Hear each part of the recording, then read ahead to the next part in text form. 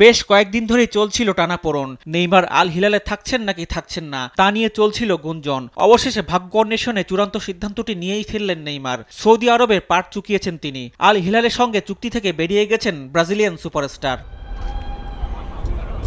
সামাজিক যোগাযোগ মাধ্যমে নেইমারের চুক্তি থেকে বেরিয়ে যাওয়ার খবর দেয় আল হিলাল। সৌদি প্রো লিগের ক্লাবটি জানায়, দুই পক্ষের সমঝোতার মাধ্যমে সিদ্ধান্ত চূড়ান্ত হয়। এর মধ্য দিয়ে ব্রাজিলিয়ান ক্লাব সান্তোসের সঙ্গে চুক্তির পথ সুগম হল নেইমারের। সমঝোতা সম্পন্নে চুক্তি অনুযায়ী প্রাপ্য বেতনের একটি অংশ নিচ্ছেন না নেইমার। চুক্তি অনুযায়ী প্রায় 3 কোটি ছাড় দিয়ে নেইমার পাচ্ছেন প্রায় $6.5 কোটি।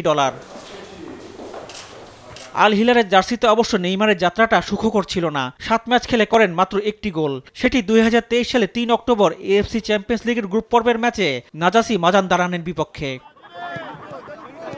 ক্রিস্টিয়ানো রোনালদো ও করিম বেনজিমার পথ ধরে সৌদি ফুটবলে যোগ দিয়ে আল হিলালকে বড় স্বপ্নই দেখিয়েছিলেন নেইমার। যোগ দেওয়ার 2 মাসের মাথায় হাঁটুর ইনজুরিতে ছিটকে পড়েন নেইমার। ব্রাজিলের হয়ে বিশ্বকাপ বাছাই পর্বের ম্যাচ খেলতে গিয়ে চোটে পড়ার 1 বছর মাঠের বাইরে ছিলেন নেইমার।